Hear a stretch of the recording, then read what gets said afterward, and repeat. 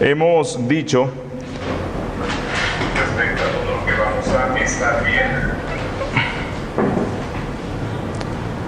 que vamos a enfocarnos en estudiar de una forma especial las marcas que identifican a una iglesia bíblica o más bien a la iglesia de Jesús.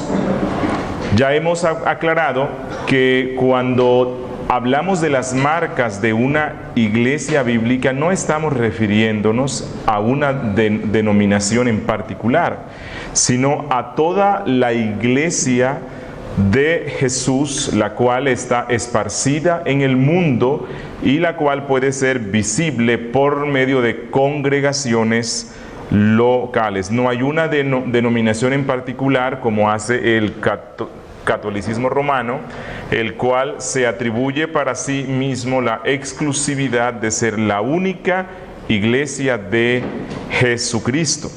Realmente decíamos y se daba en la introducción una explicación de a qué es a lo que nosotros nos referimos con iglesia.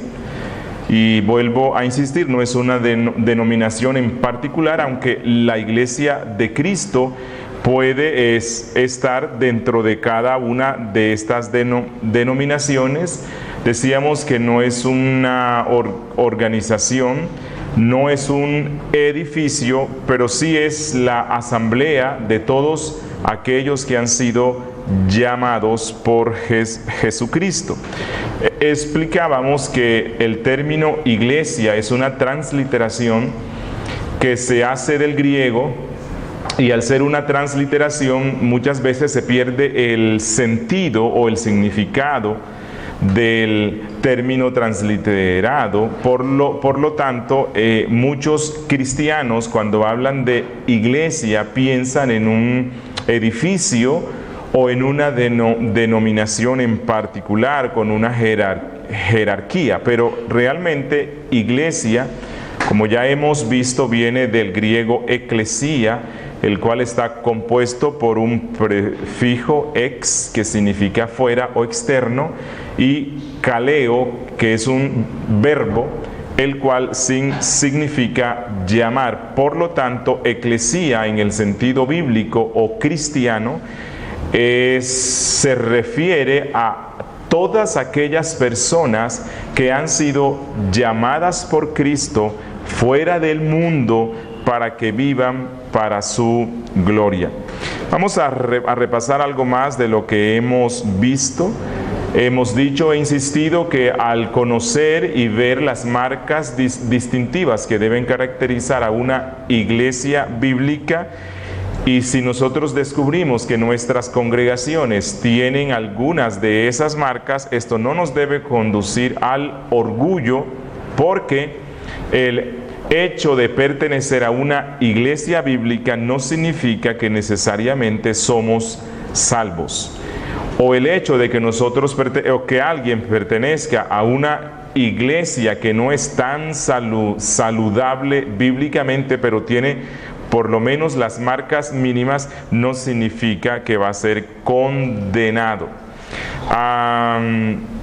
Hemos dicho que la iglesia verdadera de Cristo se encuentra entre iglesias puras e iglesia menos puras, y esto nos lo demuestra la Biblia. Cuando Cristo envía las cartas en Apocalipsis, encontramos que unas eran puras y otras estaban llenas de muchas cosas desagradables.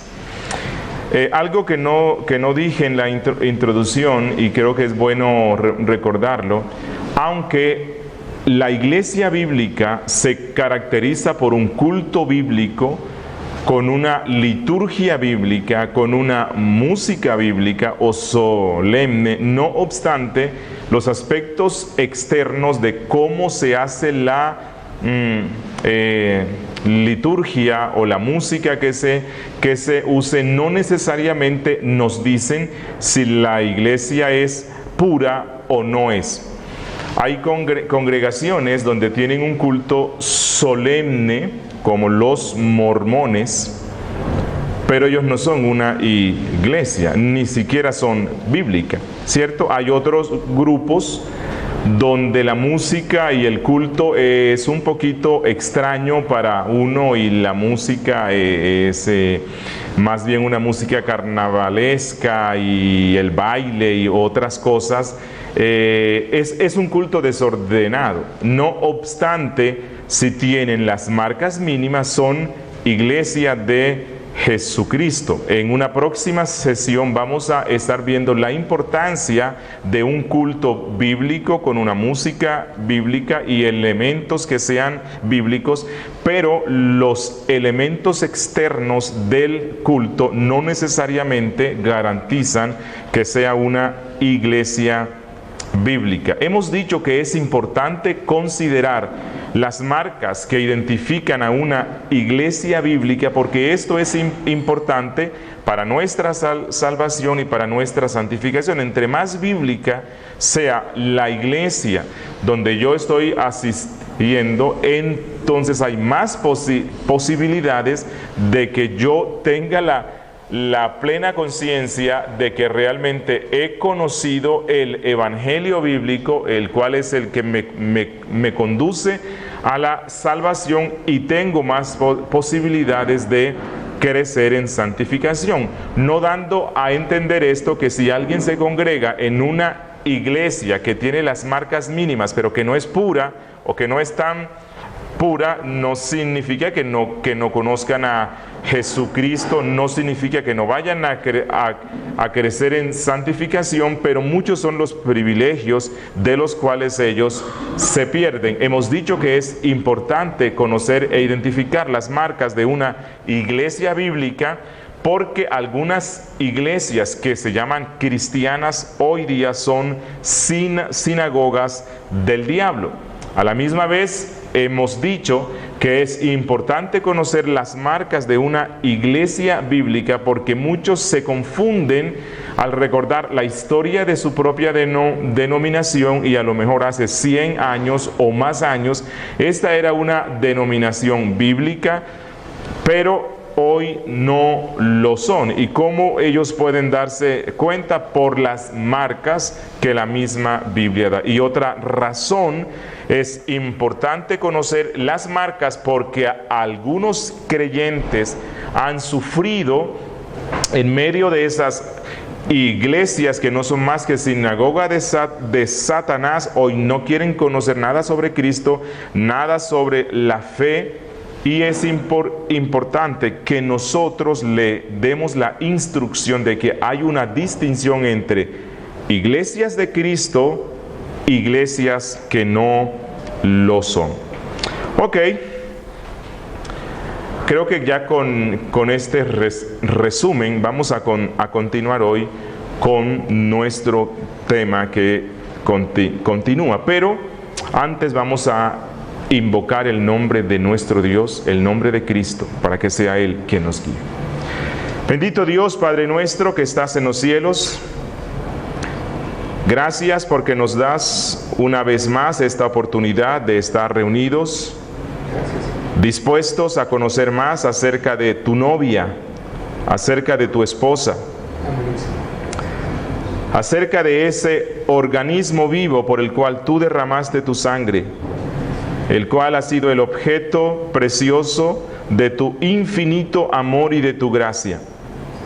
Concédenos, Señor, que al continuar con el estudio de la doctrina de la Iglesia, nuestros corazones sean altamente avivados, nuestras vidas sean fortalecidos, que tu gracia, Señor, abunde en medio nuestro, y tú nos concedas amar más a la iglesia en la cual nos has puesto, y a la iglesia en su aspecto universal.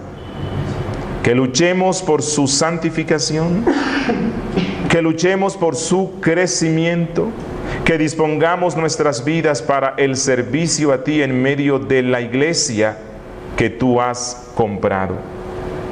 Oh Señor, a nosotros como parte de tu novia, danos la dicha y la gracia de que al comprender estas doctrinas bíblicas nosotros mismos crezcamos en santidad y reflejemos la santidad que la iglesia tiene y sirvamos en la iglesia con pasión, humildad, amor y entrega. Espíritu de Dios, asístenos hoy. Somos indignos. Suple la debilidad del que enseña, suple la debilidad del que escucha. Bendice no solamente a los que escuchan aquí, sino a los que están escuchándonos por internet. Que tu gracia, Señor, sea abundante en cada uno de nosotros. Te lo suplicamos en el nombre de Cristo Jesús. Amén. Ok, hoy vamos a continuar con otro aspecto de la eclesiología,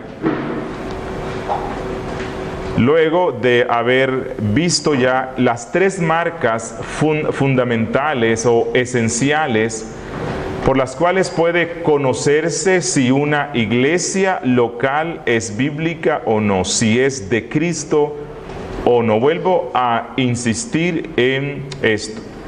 Hay algunas marcas que las vamos a ver luego, las cuales nos muestran si una iglesia es saludable o no lo es. Pero estas tres marcas que estamos viendo, lo que nos indican es si es iglesia verdadera o no lo es. Si estas tres no están, entonces nos enfrentamos con una secta. Si estas tres marcas o algunas de estas tres no están, no estamos presenciando una iglesia de Cristo, sino una secta. Y las tres marcas las recordamos: la verdadera predicación de la palabra, la correcta administración de los sacramentos y el ejercicio fiel de la disciplina eclesiástica. Estas tres cosas son fundamentales porque fueron tres mandatos expresos que Cristo dio a la iglesia. Esto es lo que identifica a la naturaleza de la iglesia de Cristo, y si no están, entonces la naturaleza de ese grupo no corresponde con el de la iglesia de Cristo. Pero quiero que observemos algunas marcas adicionales que ya no nos dicen si la iglesia es verdadera o no, sino que más bien nos dicen si la iglesia es saludable o no lo es. Si es una iglesia que está marchando conforme al patrón de Cristo y que evidencia la presencia y la vida del Espíritu Santo de una forma especial. Estas marcas las tomé de la teología de Grudem. Si se dan cuenta, las primeras tres son las que ya hemos visto, que son las fundamentales y esenciales, sin decir que las que siguen no sean importantes, ¿verdad? O sea, una persona para ser persona humana, no necesita tener dos brazos. Si tiene un brazo, es una persona. Es más, si no tiene brazos, es un hombre, una mujer. No necesita tener dos piernas. No necesita tener ciertas partes que uno tiene en el cuerpo. ¿Por qué? ¿Qué es lo esencial? ¿Qué es lo fundamental para que una persona humana sea tal? Que tenga alma, que tenga cuerpo. ¿Cierto?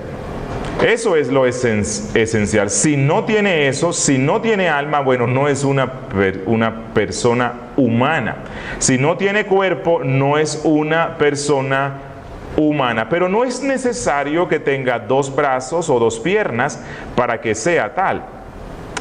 Esto mismo es lo que estamos diciendo respecto a esta distinción entre las marcas esenciales que identifican a una iglesia de Cristo y estas otras marcas que vamos a ver las cuales son importantes. ¿Por qué? Porque ellas permiten que la iglesia local pueda expresar de una forma plena lo que Cristo se propuso que la iglesia fuera. Pero, así como una persona no necesariamente tiene dos brazos o dos piernas o tiene no necesariamente una alta racionalidad, de la misma manera, algunas iglesias locales que efectivamente forman parte de la iglesia de Cristo porque tienen las tres marcas esenciales de su naturaleza, pueden estar cojas, pueden estar mancas, pueden estar tuertas, pueden estar mudas, pueden que no oigan bien. Entonces vamos a distinguir entre lo que es una iglesia saludable y automáticamente vamos a ir viendo la que no lo son. Gruden, un hombre experto en Biblia, quien ha dedicado buena parte de su vida al estudio de la doctrina bíblica, llega a la conclusión que para que una iglesia sea saludable, como mínimo necesita estas 12 marcas. No le voy a mencionar las primeras 3. Una cuarta marca que él da es la adoración genuina. Una iglesia que marcha bien, que honra a Cristo de una forma excelsa, por medio de lo que ella es y de lo que ella vive, no solamente tiene predicación correcta, sacramentos correctos, disciplina, sino que tiene una adoración genuina. ¿Qué significa esto? Bueno, vamos a dedicarle tiempo en otra sesión al tema de la adoración. Mientras tanto, lo que les quiero decir es que la adoración genuina se refiere a que Dios ha dicho, Dios ha determinado, Dios ha mandado y ha dado todas las estipulaciones de cómo es que Él quiere que su pueblo le adore. Esto es a lo que nosotros denominamos el principio regulativo del culto o de la adoración. Cuando usted va al Antiguo Testamento y encuentra que Dios le ordena a Moisés que construya todo ese tabernáculo, que instaure el sacerdocio, que establezca todo ese culto de adoración que Dios quiere, Dios se cuida de darle a Moisés instrucciones precisas y específicas de cómo iba a ser ese tabernáculo, de lo que iba a contener, de las particiones que tendría, la forma como los sacerdotes iban a presentarse ante Dios, la forma como ellos iban a vestir, las bendiciones que ellos iban a dar, los instrumentos que se iban a tocar, los animales que se iban a sacrificar. Dios dio instrucciones muy precisas. Incluso el incienso, Él les dijo cómo era que se iba a hacer. Por cierto, que Dios no acepta ningún cambio, ni ninguna modificación, ni ninguna intromisión humana para hacer cambios en la forma como la iglesia debe adorarlo. Se deja ver porque un día nos cuenta la Biblia que dos jóvenes sacerdotes, tal vez un poco cansados de la forma antigua en la cual sus padres les rendían culto a Dios, un buen día se les ocurrió la buena idea de hacer ciertos cambios en el culto y adaptarlo un poquito más a la cultura de esta nueva generación. Eran jóvenes Casi siempre en el pueblo de Dios los jóvenes son los que tienen más la tentación de hacer ciertos cambios o ciertas modificaciones para adaptar el culto a la nueva generación. Y estos jóvenes se les ocurrió la maravillosa idea de que el incienso que se quemaba para Dios, tal vez se le podían hacer ciertos cambios, introducir otras especias, en fin, ellos consideraron que otra clase de incienso o de fuego, el que se le daba a Dios, era darle más vida, más innovación y actualidad al culto. Bueno, ¿qué pasó con estos jóvenes? La Biblia no nos dice que cuando ellos llegan al templo con su modificación o su actualización, Dios les dice: bravo chicos, me encanta eso, que ustedes tengan iniciativa para que el culto cada día sea más vivo, más actual y más contextual. ¿Qué fue lo que hizo Dios? La Biblia dice que del altar salió fuego de Dios y los consumió instantáneamente. ¿Por qué? Porque presentaron fuego extraño ante Dios. Y fuego extraño no es más que toda intromisión o invención humana dentro del culto. En el Nuevo Testamento el mismo principio está, porque nosotros encontramos a Cristo en Juan 4, conversando con la samaritana. Jesús le dice: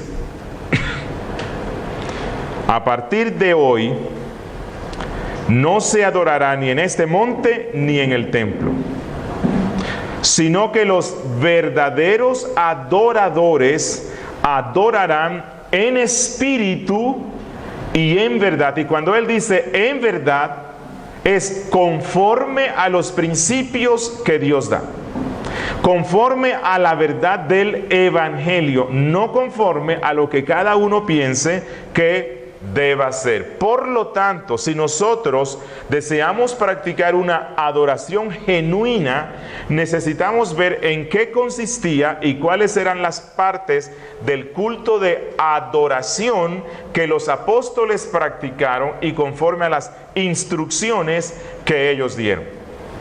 Bueno, y encontramos que los apóstoles y la iglesia primitiva en el culto tenían danzas, palmas, dramas, chistes, cuentos. ¿Qué era lo que hacían ellos? Bueno, cuando nosotros vamos a Hechos, vamos a profundizar más. Esto es solo un anticipo. Cuando nosotros vamos a Hechos, donde se nos narra cómo era el culto en la iglesia, encontramos que la Biblia nos dice que el culto, que las partes que éste contenía eran predicación de la doctrina apostólica. Encontramos que tenía oraciones. Encontramos que se cantaban himnos. Encontramos que se partía el pan, es decir, se celebraba la cena. Y en las cartas el apóstol Pablo, escribiendo, creo que es a los filipenses, les dice que otra parte del servicio o del culto principal son las ofrendas. Él dice que las ofrendas se recojan el primer día de la semana, es decir, el domingo. Por ninguna parte se nos habla sobre otras cosas, no dramatizaciones, no un solo especial, no chistes, nada de eso, únicamente esas 5 partes. Vamos a recordarlas. Predicación, oraciones, himnos, cánticos, los sacramentos, ofrendas. Estas son las 5 partes que un culto de adoración de una iglesia cristiana bíblica debe tener. Pregunto, ¿podrá celebrarse una boda en el culto? No. ¿Por qué no? Porque la Biblia no nos dice que eso forme parte de un culto. ¿Podrá haber en el culto presentación de niños?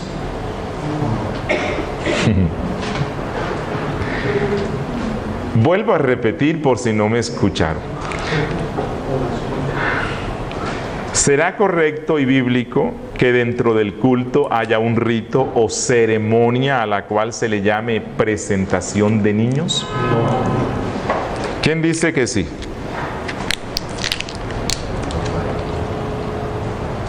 ¿Por qué no? ¿No es algo practicado hoy día? Sí. ¿Y entonces por qué no? Eso está que se ríe. ¿Cómo dices? Porque su fin no es edificar a la iglesia. Porque su fin no es edificar a la iglesia. Ok.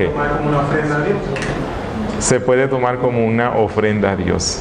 Bueno, la respuesta debe ser porque la Biblia en ninguna parte dice que la presentación de los niños es un elemento del culto. Es más, ni siquiera en la Biblia se nos manda a presentar a los niños. Yo sé que están unos que me miran raro. Y en lo primero que uno piensa es, bueno, pero si el mismo Cristo, siendo niño, fue presentado por sus padres en el templo. ¿Cómo así que la Biblia no nos manda eso? Bueno, ella sí manda eso, pero se lo manda a los judíos, no se lo manda a la iglesia. Quiero aclarar esto, porque esto forma parte de la eclesiología. Nosotros como cristianos, en ocasiones convertimos ciertas prácticas que se traen por tradición, les damos el toque y la altura de una práctica bíblica simplemente porque se ha practicado por 100 años o más años. Y dentro de estas prácticas no bíblicas está la presentación de niños. En parte creo que los cristianos no presbiterianos ni paidobautista utilizan este rito de la presentación de los niños como una sustitución del bautismo infantil. En el fondo, nosotros continuamos siendo aún católicos. Creo que buena parte de la cristiandad evangélica todavía en el fondo tiene ciertos reductos de ese catolicismo. Y qué tranquilidad para el padre cuando tiene un bebecito, bueno, que haya algo, ¿no? Algo que le dé la tranquilidad de que si su niño muere, por lo menos va a ir a la presencia de Dios. Y siendo que buena parte de los cristianos evangélicos latinoamericanos no bautizan a sus niños, entonces quedan sin nada. Así que hay que reemplazar eso por otro rito que dé cierta tranquilidad en los padres por si su niño muere. Y ese es el rito de la presentación de los niños. Y el único sustento que se usa para eso es Lucas 2, si no estoy mal, cuando José y su esposa llevan a Cristo niño y lo presentan en el templo. Dicen, bueno, así como Jesús niño fue presentado en el templo, nosotros tenemos que hacerlo hoy. Pero eso es una deducción falsa, porque la presentación de Cristo en el templo nada tiene que ver con el rito que hoy día se le llama presentación de los niños. No tiene ninguna similitud por ningún lado. Si recuerdan, ¿por qué María y José presentaron a Cristo en el templo. ¿Por qué? ¿Cuál era el sustento bíblico? ¿Cuál era la razón por la cual ellos lo presentaron? Bueno, para entender eso hay que regresar a Éxodo, recordar a la noche de la Pascua, cuando el ángel de Dios pasó por en medio de las calles y mató a todos los primogénitos de hombres y primogénitos de animales. Cuando Dios saca a su pueblo y están en el desierto, por medio de Moisés, Dios les dice esto: en la noche de la Pascua, yo maté a los primogénitos humanos y de animales egipcios. A los tuyos no los maté. Por lo tanto, todo primogénito varón que abra la matriz, eso es a lo que se le llama primogénito. Todo primogénito varón o de animal entre el pueblo de Israel es mío, porque yo no los maté en Egipto. Y Dios dijo: por lo tanto, todo primogénito de animal será traído al templo como ofrenda. Y si es un animal de los que no se sacrifican, deben el sacerdote ir, darle una valoración, y el dueño del animal me lo compra. Lo que el sacerdote dice que valga, eso tiene que pagarme. Y si no puede, lo mata. Eso fue lo que dijo Dios. Ahora, ¿qué dijo Dios respecto a los primogénitos humanos? Dios dijo: todo primogénito varón es mío. Es decir, debía ser llevado al templo para que se dedicara por completo al servicio de Dios. Pero resulta que en la ley Dios dijo que únicamente los varones de la tribu de Leví eran los que podían estar en el templo. Entonces, ¿qué hacía con el resto de los primogénitos? Dios les dio una práctica a la cual se les denominó la redención. La redención. ¿En qué consistía esto? Que el padre del hijo varón iba al templo y él redimía a su hijo, es decir, se lo compraba a Dios. Eso es redención, recomprar algo.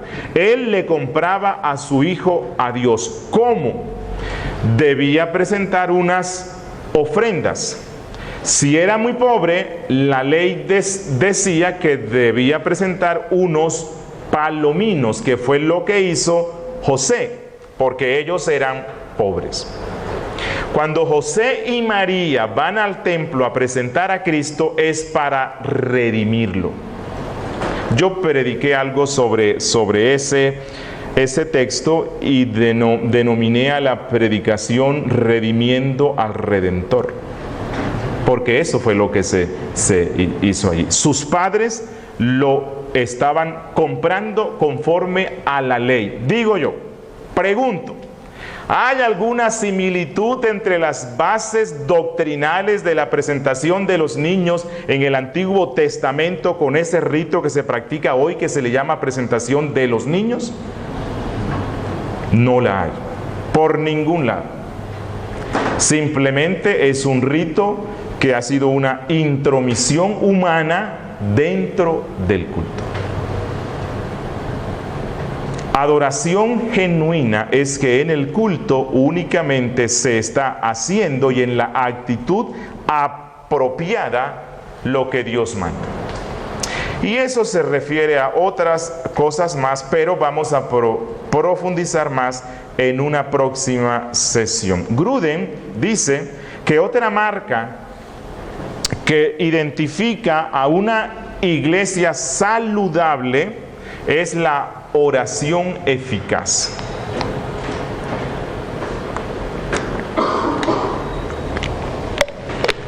¿Qué significa esto? Bueno, significa, uno, que una iglesia saludable es una iglesia que ora, que saca sus tiempos congregacionales y que cada uno saca sus tiempos particulares para estar en comunión con Dios, que es una oración, es una iglesia que se postra constantemente ante el trono de la gracia para presentar ante Él sus necesidades, que es una iglesia que no se atreve a tomar ninguna decisión ni emprender algo en favor del reino sin presentarlo antes ante el trono de la gracia.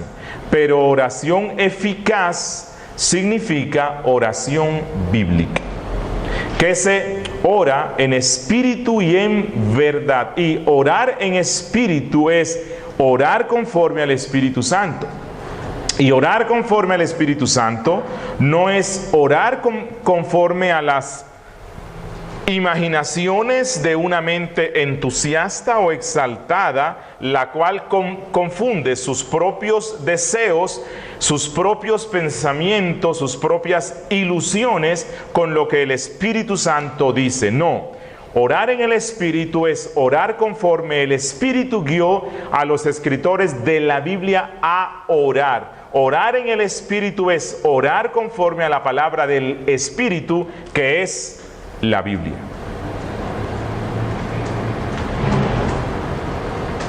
Orar verdaderamente es hacerlo conforme a las normas o a los principios que la misma Biblia da. Ejemplo de lo que no es orar: hablar en supuestas lenguas mientras se ora. Realmente, cuando alguien hoy día en medio de su oración dedica un tiempo para repetir frases o sonidos más bien que son ininteligibles, la persona no está orando. Uno, porque el don de las lenguas fue algo exclusivo para el siglo primero y Dios no lo está dando hoy. Y dos, porque la misma Biblia nos manda a que oremos con el entendimiento. Y cuando nosotros vemos las oraciones de los santos en la Biblia, todas fueron hechas con el entendimiento. Ejemplo de lo que no es oración bíblica: darle órdenes a Dios. Señor, declaro que tu bendición está aquí. Declaro que fulanito está sano. Declaro esto. Reclamo esto. No. Las oraciones en la Biblia están caracterizadas por un espíritu humilde y de indignidad ante la presencia de Dios. Si ustedes hacen un estudio de todas las oraciones que la Biblia tiene, y yo prediqué sobre unas 20 más o menos, casi todas, o más bien todas, tienen un lenguaje de súplica. Nunca es de mandar. Te mando, Dios. No, es una súplica, un acudir a la misericordia de Dios. Es un reconocer que nosotros no merecemos nada. Es un reconocer que Dios lo es todo y que yo no soy nada y que dependo totalmente de Él. Una iglesia saludable es una iglesia que ora y que lo practica bíblicamente.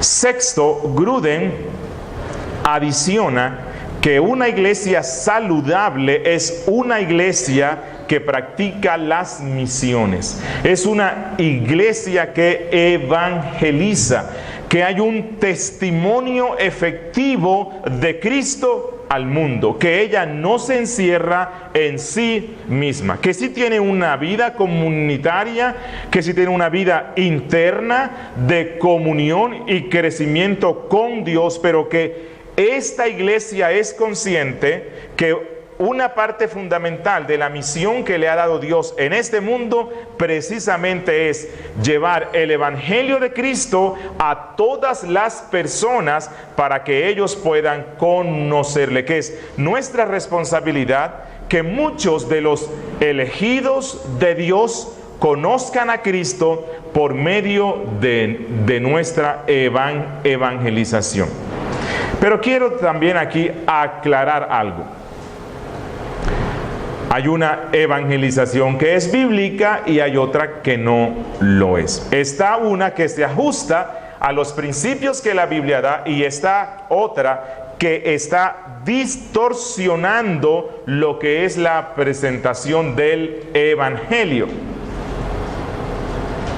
Hoy día creo que las posiciones extremas, alejadas de lo que la Biblia da, pueden ser denominadas como el hipercalvinismo y por otro lado el evangelismo decisorio o decisional.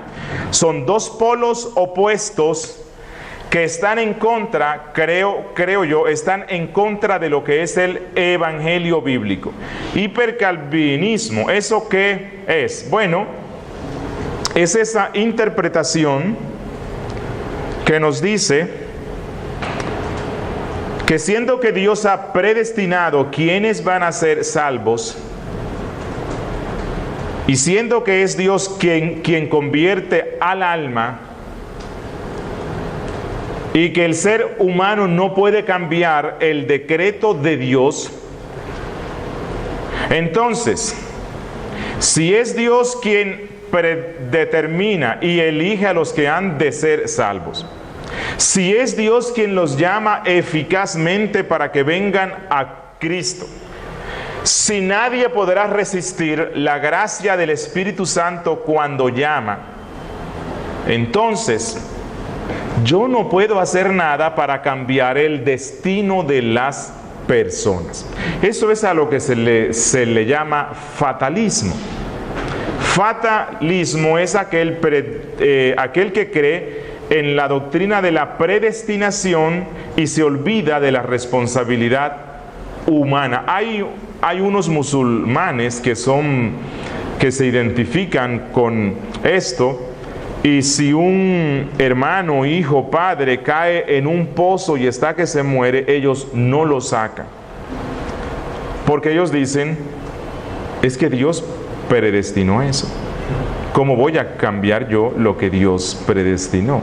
Bueno, eso es a lo que se le llama fatalismo, o algunos le llaman hipercalvinismo, que no debe ser confundido con el calvinismo, que es otra cosa, o con la fe reformada. Por el otro lado están los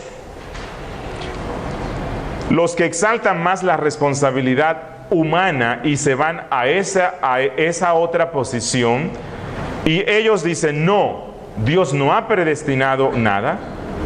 El hombre tiene la capacidad en sí mismo de tomar la decisión y de ser salvo o no ser salvo, que es a lo que nosotros denominamos semipelagianismo.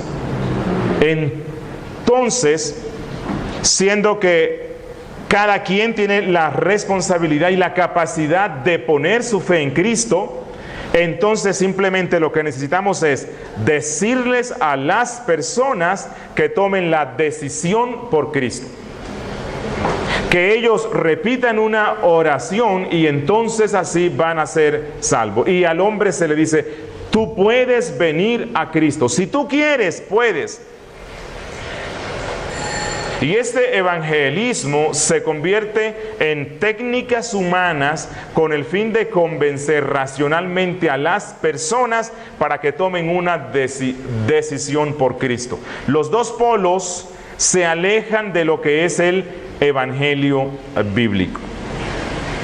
Si nosotros deseamos ver cómo es la evangelización bíblica, hay que ir a lo que la iglesia practicaba. ¿Y qué es lo que ella practicaba? Bueno, si nosotros vamos a Hechos, encontramos la primera predicación que se da en Hechos 2, ¿no? Y el apóstol Pablo usa la ley y les dice: ustedes son asesinos, ustedes mataron al Cristo. Y cuando ellos se ven confrontados y el Espíritu Santo aplica eso, ellos dicen: ¿qué debemos hacer para ser salvos?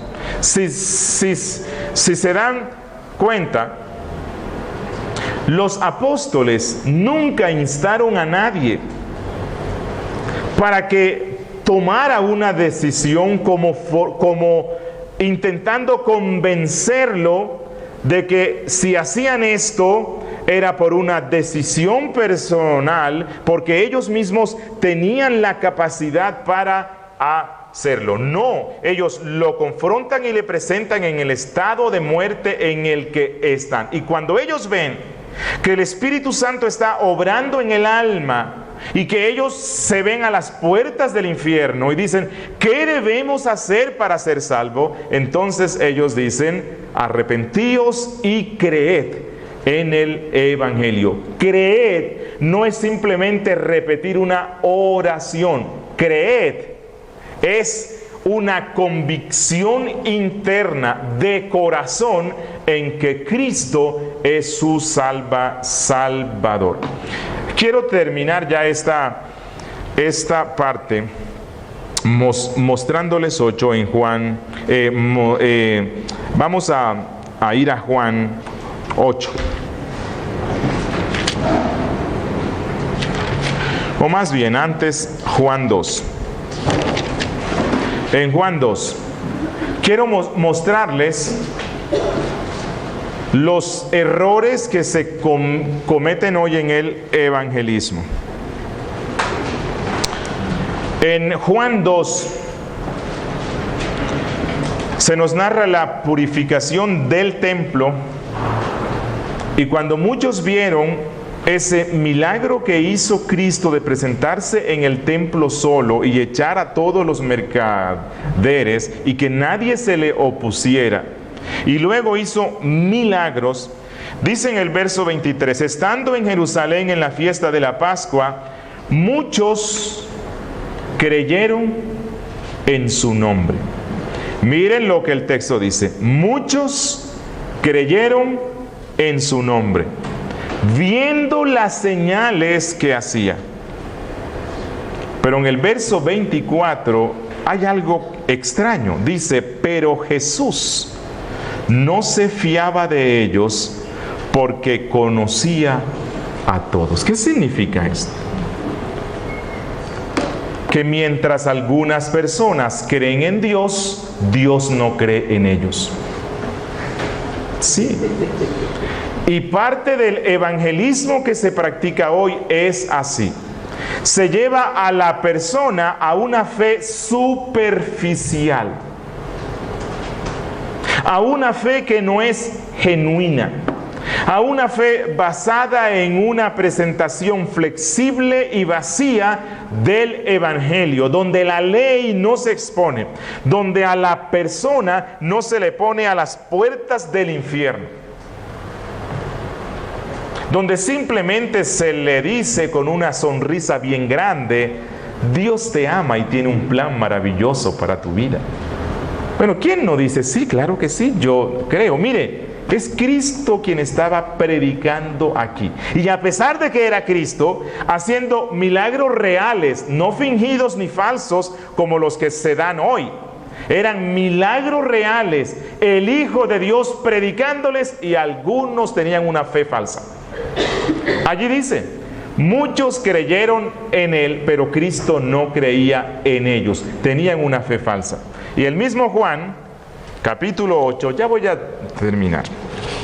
Juan 8.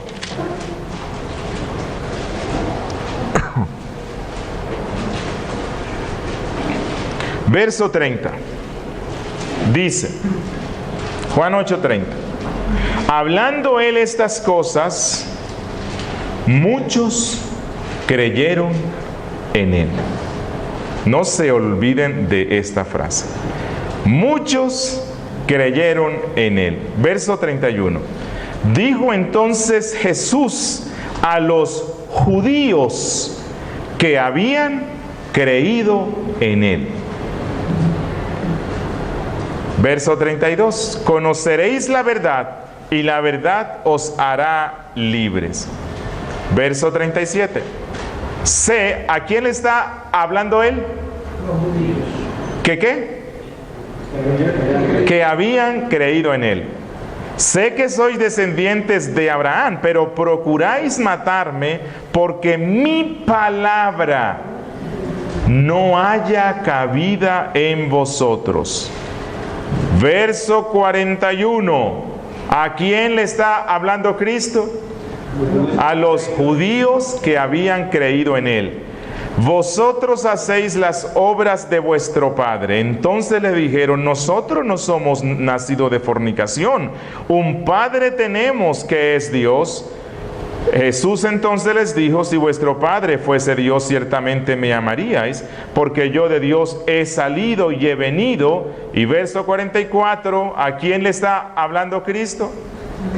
A los judíos que habían creído en él. Vosotros sois de vuestro padre el diablo, y los deseos de vuestro padre queréis hacer. Ese es el evangelismo bíblico. Contrario a lo que nosotros practicamos hoy. ¿Recuerdan al joven rico? Excelente candidato para miembro de la iglesia. Y bueno, y además pues que iba a dar buenos diezmos. Joven, inteligente y rico. ¿Qué hizo Cristo? Oh, qué rico joven, que quieres venir a mí, ven. El joven va donde Cristo le dice, maestro bueno, ¿qué debo hacer para heredar la vida eterna? Él tenía una inquietud espiritual, estaba acercándose a Cristo. ¿Y qué es lo que le responde Cristo? Oh, buen chico, claro que sí, simplemente pon la fe en mí. Cristo se la pone difícil. Sí, Cristo se la puso difícil.